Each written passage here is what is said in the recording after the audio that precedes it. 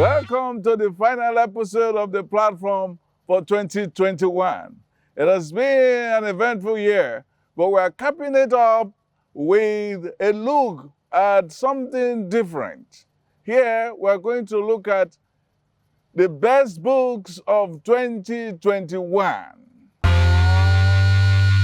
Now, 5 books have been selected, carefully selected by Moa, as the best books of 2021.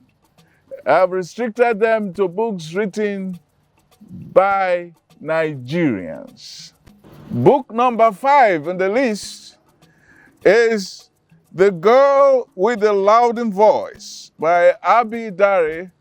This is an interesting novel about the girl child, a girl that had been forced into some kind of servitude in a fictional village in Yoruba land, where she is supposed to be forced into a marriage that will not work. But this girl is so single-minded and determined that she flees that marriage and falls into another trap in the big bright Babylon of Lagos and lives with a hectoring madam who will not allow her pursue her dream of becoming an educated soul. And this is a story about how she has been able to navigate the odds and ends of a patriarchal system, how she has been able to bear, in spite of a subjection to a life of servitude in the 21st century. The book is written in a very peculiar language. It is not written in straightforward English. It's actually written in what you can call native English. So she's speaking with the language of an uneducated person, but it's written in a very moving and absorbing style that you cannot but get caught up with this very exceptional work of fiction. It's a book that will interest anybody who is interested in the so-called houseboy, housegirl syndrome in the Nigerian system. It's also an interesting story about the vanity of the Nigerian elite and actually the vacuity of their morality. So this book also tells you about the fact that rural life is not more innocent than the urban life, and that the Nigerian society creates its own big man and big woman in every pocket, and that they are likely to use it to oppress anyone, whether it's in politics, whether it's in business, or whether it's just in a domestic capacity. So I recommend this book, The Girl with the Louden Voice by Abi Dari. That is number 5 on the list. Number 4 is Village Boy, the true life story of a tenacious African orphan, written by Agnete Hussein. This is another novel that I think Nigerians who have not heard of it or read of it should look for and read. It is Agnete Hussein's way of telling the story of rural Nigeria, especially in the late 60s and 70s up to around the 80s, where this child already orphaned, or shall I say fatherless, lives with her grandmother, and the grandmother now takes care of him as he navigates the life of rural Nigeria. His naivety in that rural setting actually highlights the poverty, the lack of cohesion between civilization and rurality in Nigerian society. It is a story that you will enjoy. It's what sometimes people call autofiction, especially in the Western world. There's an expression called autofiction, in which you use your personal story and you elevate it into some literary art form. That is what Anyete Hussein has done with this. It's a very simple read about a very complex society. It is set around especially the Nigerian Civil War. And Hussein, as a small boy, meets the grandmother who is also a spiritual being and also a very tenacious human being. Just as the boy rises from a rural atmosphere where to have a full meal is a struggle, but also, ironically, a joy. And how this little boy is able to navigate that life and go through school and get a college education is one of the fascinating stories of the year. Now we have Abidari at number 5, which is the case of a girl. This is of Anyete Hussein's The Village Boy, which is that of a boy. And the choice of them is not just, it's not really deliberate, but it just turns out that in this year, we have a great story about a boy and a great story about a girl in the fraught atmosphere of Nigerian rural life and urban life. Now, this takes me to number 3, which is titled Gamaliel Onosode, The Classicals, written by Femi Oshofison, professor of dramatic arts, the writer of many parts. This book about Gamaliel Onosode is a very interesting story about integrity in Nigerian society. It's a story of a man who rose from almost nothing, goes to school, and he has played a major role in turning Nigerian society into an interesting atmosphere for business. It was an example of a man who knew what he wanted from life and would not compromise until the very end. It's a story also of a man of not only of business, but a man of faith. There are stories about him and how his faith in his Baptist upbringing actually makes him survive so many near-death experiences from his health. Even one in Vienna, where the doctor thought, well, we've seen so many bad things in your body, so we have to take you through surgery. And he says no. He tells his son, no, just let me fast for a few days. And he does that, and he goes back to the hospital, and the Viennese doctor says, wow, there's really nothing to do anymore in your body. You are fine. You are free to go home. This was also the Onosode, who interestingly was a little prankster in government college, Ughelli, where he attended, and also won scholarship to University of Ibadan. As an adult, we credit him with helping give birth to gas industry in Nigerian economy. He headed so many parastatals, and he was a man who did not care whether he lost his job so long as he was faithful to his God and integrity.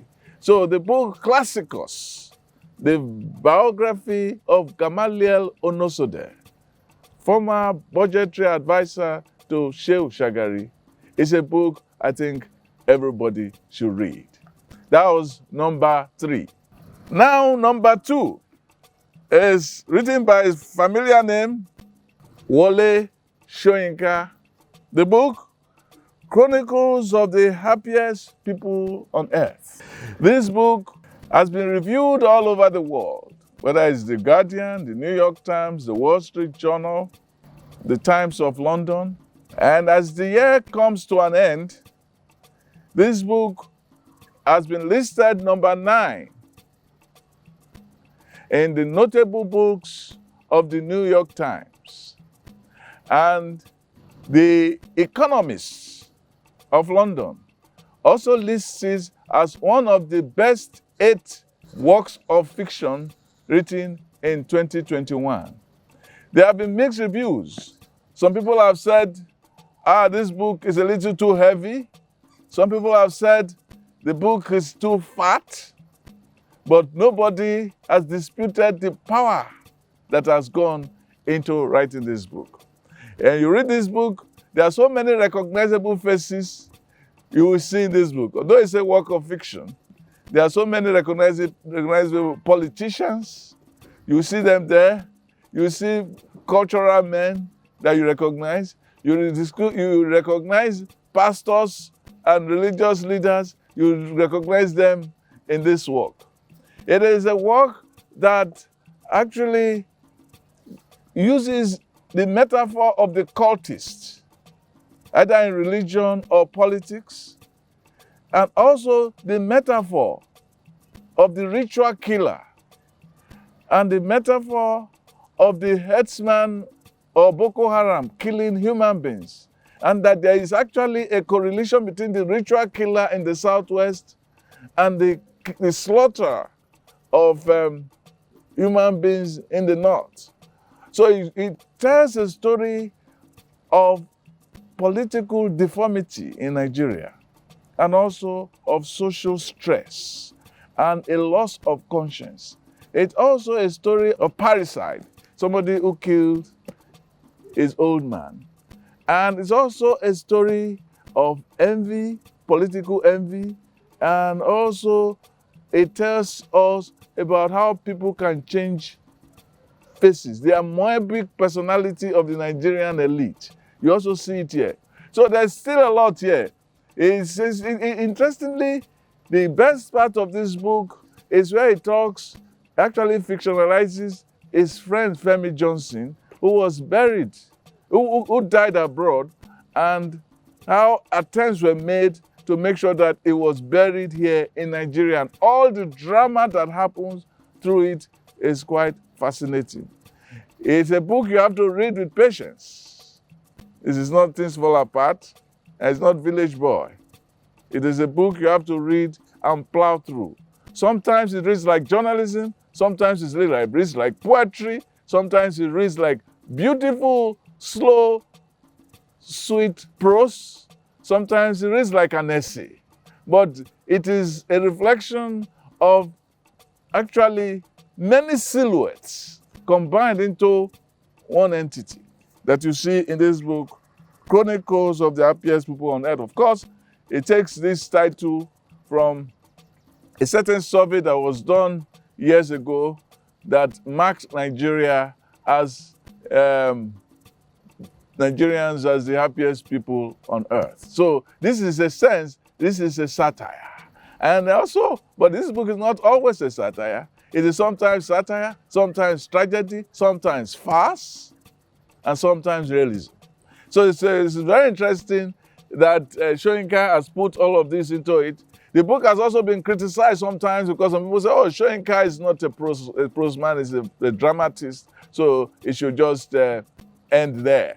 But he has put a great effort here, and that is why many people have paid attention to this book. The final word on Chronicles of the Happiest People on Earth has not been said yet. And for all works of this nature, it takes time for it to cement. Now, number 1, and the platform's book of the year is My Participations by B.C. Akonde with a foreword from Professor Wole Soyinka. This is a book of the life of one of the pivotal characters in contemporary Nigerian politics and governance. It tells the story of his life from childhood up to date. The book has been generating a lot of controversy. In fact, it's a long time. I can never remember a book generating this kind of interest.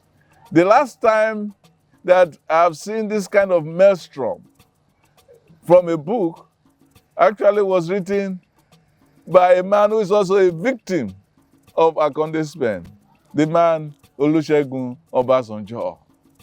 He is written this book about people, many of whom are still alive. And so it's a work of courage. He has said so many things about Southwest politics, about the intrigues and the chicanery of Southwest politics. He said things about the APC, how it was formed, and all the various details about how even Emir Shibajo was nominated, which created some arguments in some places among those who were not there. And those people who claim to be there are not able to say, I was there, this is my story. So it tells all that story.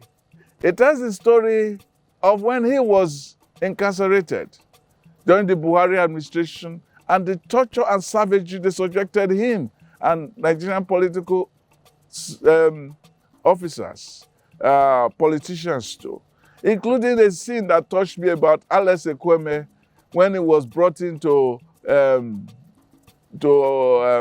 detention camp in Lagos, and how the man was nodding his head and they saw him shed tears. It's also an interesting story because it showed how the military tried to look for ways to find him guilty. They couldn't find it, and they were trying to blackmail people to look for evidence against him. It's a book of also his childhood, how he lived in poverty. His father was a palm wine tapper who climbed 70 to 80 trees every day. In fact, I had to look at the story to be sure that I was saying every day, not every year, every day. And yet, they could not make ends meet. It's a story about his mother, who will not take injection to save her life. And she died at the age of 45, when common medical care could have sustained her. And he says he's still feeling that pain today. And when I hear that, I remember some stories, even in the past year, when some people have said, don't take the vaccine, don't take the vaccine. And we are very happy that God has kept us here. There are some people who are saying they won't take the vaccine are still alive. And some men of God who are tempting God are saying that don't take the vaccine. But this was just a story that showed how much grace we enjoyed in this country. So read the story. It's not only a story of Akonde, it's a story of Nigerian politics. It's a story of the Southwest perspective into the Nigerian story. It's also, at some time, centrality of the story. He calls it my participations, but it is because he wants to be humble, because it was not just taking part, it was at the center of some of these major events in history. So for the year, my participations is the Platform's book of the year. Go get your copy. It's difficult to put it down once you start to read. Thank you for a good year, and you can join us on the other side of the calendar, 2022. And until then, be good, eat enough, drink enough, but stay good.